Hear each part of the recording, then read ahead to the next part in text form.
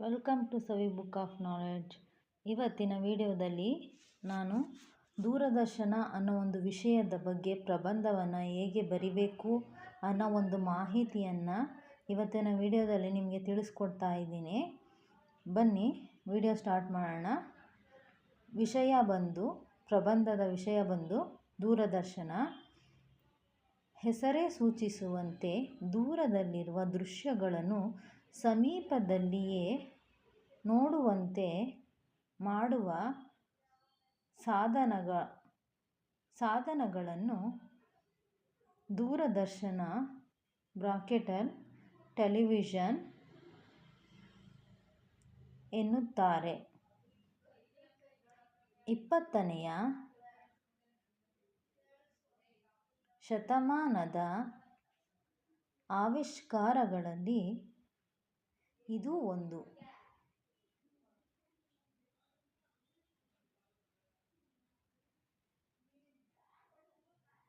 ಪಾಲ್ನಿ poker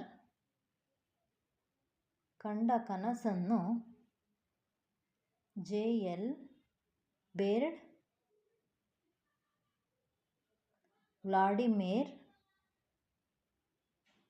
ಝವರ್ಕಿನ್ ಎನ್ನುವವರು ಸ್ಪಷ್ಟರೂಪವಿತ್ತರು.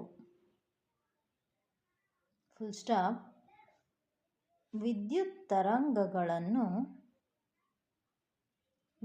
ತರಂಗಗಳ ರೂಪದಲ್ಲಿ ಪ್ರಸಾರವಾಗುವ ಚಿತ್ರತರಂಗಗಳನ್ನು ಗ್ರಾಹಕವು ಸ್ವೀಕರಿಸಿ ದೂರದರ್ಶನ ಯಂತ್ರಕ್ಕೆ ತಲುಪಿಸುತ್ತದೆ. ಅದರ ಮೂಲಕ ಧ್ವನಿಸಹಿತ ದೃಶ್ಯಗಳನ್ನು ವೀಕ್ಷಕರಿಗೆ ನೋಡಲು ಸಾಧ್ಯವಾಗುತ್ತದೆ. ಇದೊಂದು ದೃಶ್ಯಶ್ರವಣ ಸಾಧನ. ಹೀಗಾಗಿ ಓದು ಬರಹ ಬಾರದವರು ಇದರ ಪ್ರಭಾವಕ್ಕೆ ಒಳಗಾಗುತ್ತಾರೆ. Next para. ಭಾರತದಲ್ಲಿ 1959 ಸೆಪ್ಟೆಂಬರ್ 15ರಂದು ದೂರದರ್ಶನ ಪ್ರಸಾರ ಆರಂಭವಾಯಿತು. 1981ರಲ್ಲಿ ಬೆಂಗಳೂರಿನ ಪ್ರಸಾರ ಕೇಂದ್ರ ಅಸ್ತಿತ್ವಕ್ಕೆ ಬಂದಿತು. ಈಗ ಅನೇಕ ಉಪಕೇಂದ್ರಗಳು ಆರಂಭವಾಗಿವೆ. ಮೊದಮೊದಲು ಆರಂಭದಲ್ಲಿ ಕೆಲವೇ ಗಂಟೆಗಳ ಕಾರ್ಯಕ್ರಮ ಪ್ರಸಾರವಾಗುತ್ತಿತ್ತು.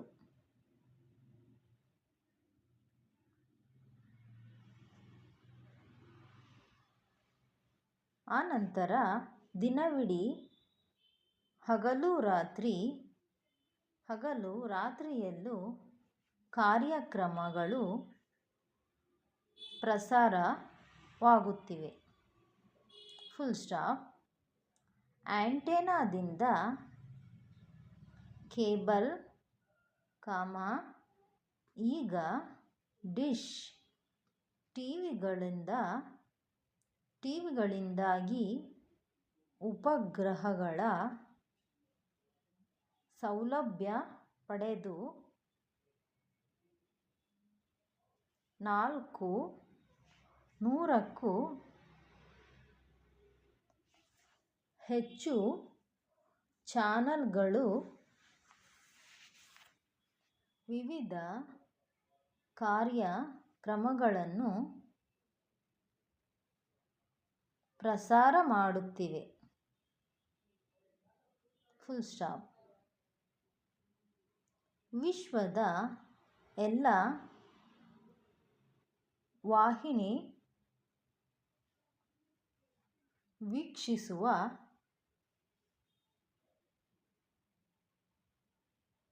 ಅವಕಾಶ ಒದಗಿದೆ. Full stop. ತಾಂತ್ರಿಕತೆಯ ಪ್ರಗತಿಯ ಪರಿಣಾಮ ಇಲ್ಲೂ ತೋರುತ್ತಿದೆ. Full stop. ನೆಕ್ಸ್ಟ್ ಪ್ಯಾರಾದಲ್ಲಿ ದೂರದರ್ಶನದಿಂದ ಅನುಕೂಲ,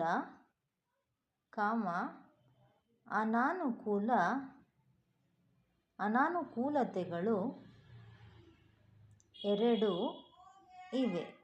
ಫುಲ್ ಸ್ಟಾಪ್.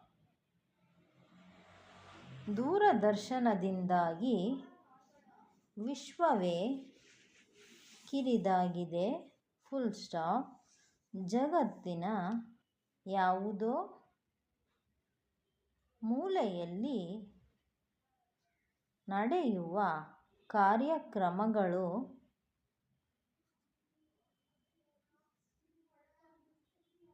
ಪ್ರಸಾರವಾದಾಗ ನೋಡುವ ಅವಕಾಶ ಸಿಕ್ಕುತ್ತಿದೆ. Full stop. ವಿಜ್ಞಾನ, ತಂತ್ರಜ್ಞಾನ, ಕೈಗಾರಿಕೆ, ವ್ಯವಸಾಯ ಇನ್ನು ಮೊದಲಾದ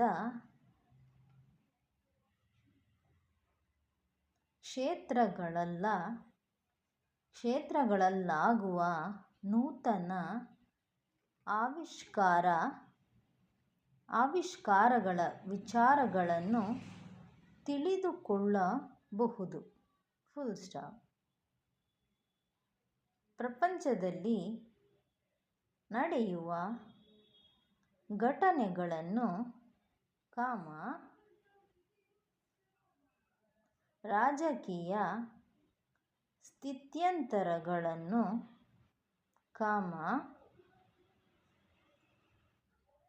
ಹವಾಮಾನ ವೈಪರೀತ್ಯಗಳನ್ನು ಆಗಿಂದಾಗ್ಗೆ ವಾರ್ತಾ ಪ್ರಸಾರದಲ್ಲಿ ನೋಡಿ, ಕೇಳಬಹುದು. Full stop. ಸಂಗೀತ, ನೃತ್ಯ, ನಾಟಕ ಮೊದಲಾದ ಮನೋರಂಜನಾ ಕಾರ್ಯಕ್ರಮಗಳನ್ನು, ಚಲನಚಿತ್ರಗಳನ್ನು ವೀಕ್ಷಿಸಬಹುದು. Full stop. ಕ್ರಿಕೆಟ್, ಟೆನ್ನಿಸ್, ಹಾಕಿ ಮೊದಲಾದ ಆಟೋಟಗಳನ್ನು ನೋಡಬಹುದು. Full stop. ಉಪನ್ಯಾಸಗಳನ್ನು ಆಲಿಸಬಹುದು,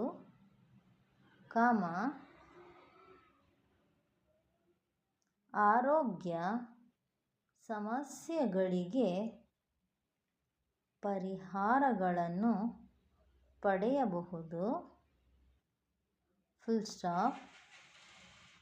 ವಿದ್ಯಾರ್ಥಿಗಳಿಗೂ ರೈತರಿಗೂ ಉಪಯೋಗವಾಗುವ ಹಲವು ಕಾರ್ಯಕ್ರಮಗಳು ಪ್ರಸಾರವಾಗುತ್ತಿವೆ. Full stop. ದೂರ ಶಿಕ್ಷಣ ಪಡೆಯುವ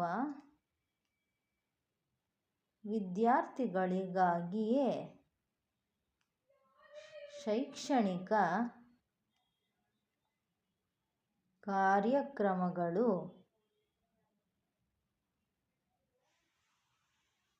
ದೂರದರ್ಶನದಲ್ಲಿ ಮೂಡಿಬರುತ್ತವೆ. Full stop. ಹೀಗೆ ದೂರದರ್ಶನದಿಂದ ನಾವು ಅನುಕೂಲಗಳು ಲಭಿಸುತ್ತಿವೆ. Full stop. ನೆಕ್ಸ್ಟ್ ಪ್ಯಾರಾದಲ್ಲಿ ದೂರದರ್ಶನದಲ್ಲಿ ಒಳ್ಳೆಯ ಕಾರ್ಯಕ್ರಮಗಳಂತೆ ಕೆಟ್ಟ ಕಾರ್ಯಕ್ರಮಗಳು ಬಿತ್ತರಗೊಳ್ಳುತ್ತಿವೆ. Full stop. ಅರೆಬೆತ್ತಲೆ ನೃತ್ಯಗಳು, ಕೆಟ್ಟ ಚಲನಚಿತ್ರಗಳು, ಫ್ಯಾಷನ್ ಶೋಗಳು, ಜಾಹೀರಾತುಗಳು,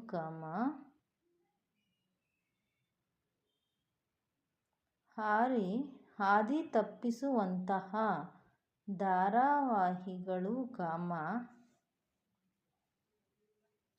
ಅನುಕರಿಸಲಾಗದ ಆದರೆ ಅನುಕರಿಸಬೇಕೆನಿಸುವಂತಹ ಅಪಾಯಕಾರಿ ದೃಶ್ಯಗಳು,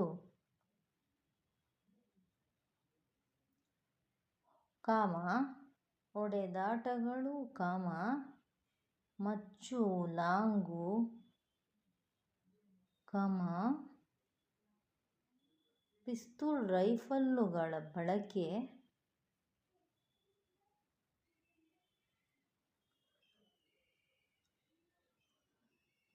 ಇನ್ನು ವಿವೇಚನಾ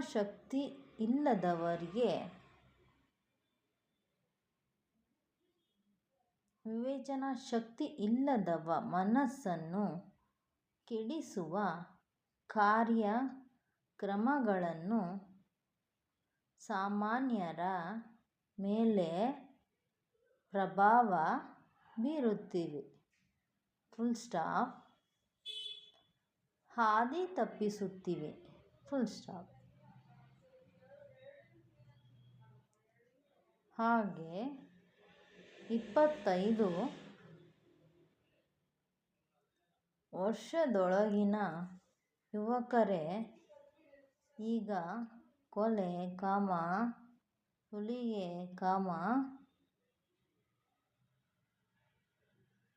ಪ್ರಮುಖ ಪಾತ್ರ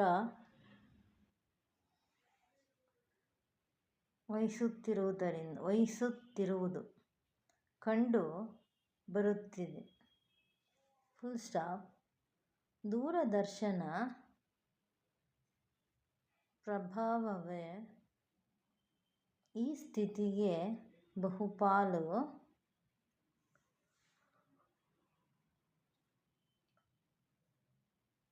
ಕಾರಣವೆಂದು ಮನೋವಿಶ್ಲೇಷಕರು ಹೇಳುತ್ತಿದ್ದಾರೆ.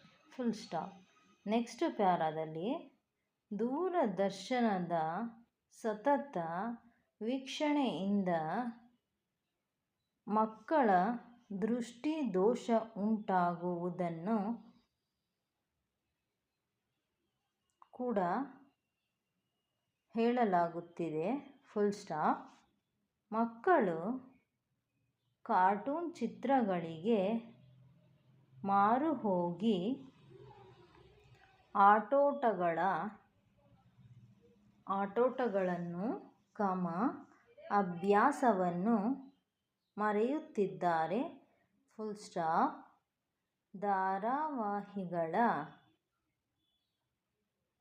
ಅವಲೋಕನದಲ್ಲಿರುವಾಗ ಯಾರಾದರೂ ಬಂದರೆ, ದೂರವಾಣಿ ಕರೆ ಬಂದರೆ ನೋಡುವವರಿಗೆ ಬೇಸರವಾಗುತ್ತದೆ. Full stop. ಸ್ನೇಹ ಸಂಬಂಧಗಳು ಕೂಡ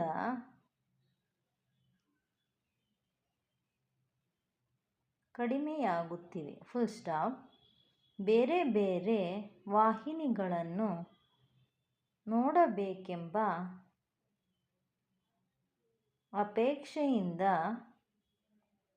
ಅಪೇಕ್ಷೆಯಿಂದಾಗಿ ಮನಸ್ತಾಪ, ಜಗಳಗಳು ತಲೆದೋರುತ್ತಿವೆ. Full stop. ನೆಕ್ಸ್ಟ್ ಪ್ಯಾರಾದಲ್ಲಿ ಯಾವುದರಲ್ಲಾದರೂ ಒಳ್ಳೆಯದು ಕಾಮ ಕೆಟ್ಟದ್ದು ಕಾಮ ಅನುಕೂಲ ಕಾಮ ಅನಾನುಕೂಲಗಳು ಇದ್ದೇ ಇರುತ್ತದೆ. Full stop. ಅವು ನಾಣ್ಯದ ಎರಡು ಮುಖಗಳಂತೆ ಸಹಜವಾದುದು. Full stop. ಅನುಭವಿಸುವವನ ಕೈಯಲ್ಲಿ ಆಯ್ಕೆ ಇರುತ್ತದೆ. Full stop. ನೀರು ಬೆರೆಸಿದ ಹಾಲನ್ನು ಕೊಟ್ಟರೆ ಹಂಸ ಪಕ್ಷಿಯು ಹಾಲನ್ನು ಮಾತ್ರ ಸೇವಿಸಿ ಕಾಮ ನೀರನ್ನು ಬಿಡುವುದೆಂಬ ಕವಿ ಸಮಯವಿದೆ. Full stop. ಹಾಗೆಯೇ ವಿವೇಕಿಗಳು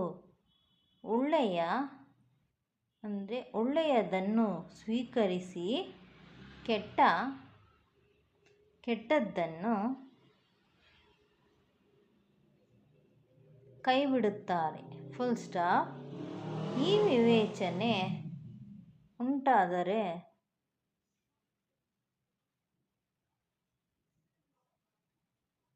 ಕೆಟ್ಟದ್ದರಿಂದ ತೊಂದರೆಯಾಗುವುದಿಲ್ಲ. Full stop. ಸೊ ಇದಾಗಿತ್ತು ಸ್ನೇಹಿತರೆ ಇವತ್ತಿನ ದೂರದರ್ಶನ ಅನ್ನುವ ಒಂದು ವಿಷಯದ ಪ್ರಬಂಧದ ಬಗ್ಗೆ ಮಾಹಿತಿ. ಈ ಒಂದು ವಿಡಿಯೋ ನಿಮಗಿಷ್ಟ ಆದರೆ ತಪ್ಪದೇ ವಿಡಿಯೋ ಒಂದು ಲೈಕ್ ಮಾಡಿ, ಶೇರ್ ಮಾಡಿ. ಹಾಗೆ ಇನ್ನು ಯಾರೆಲ್ಲ ನಮ್ಮ ಚಾನಲನ್ನು ಸಬ್ಸ್ಕ್ರೈಬ್ ಮಾಡದೆ ಹಾಗೆ ನೋಡ್ತಾ ಇದ್ದೀರೋ ಪ್ಲೀಸ್ ಸಬ್ಸ್ಕ್ರೈಬ್ ಮಾಡ್ಕೊಂಡು ಸಪೋರ್ಟ್ ಮಾಡಿ ಅಂತ ಹೇಳ್ತಾ ಇವತ್ತಿನ ವಿಡಿಯೋವನ್ನು ಇಲ್ಲಿಗೆ ಮುಗಿಸ್ತಾ ಇದ್ದೀನಿ. ಮತ್ತೊಂದು ವಿಡಿಯೋದಲ್ಲಿ ಮತ್ತೆ ಭೇಟಿಯಾಗೋಣ. Thanks for watching.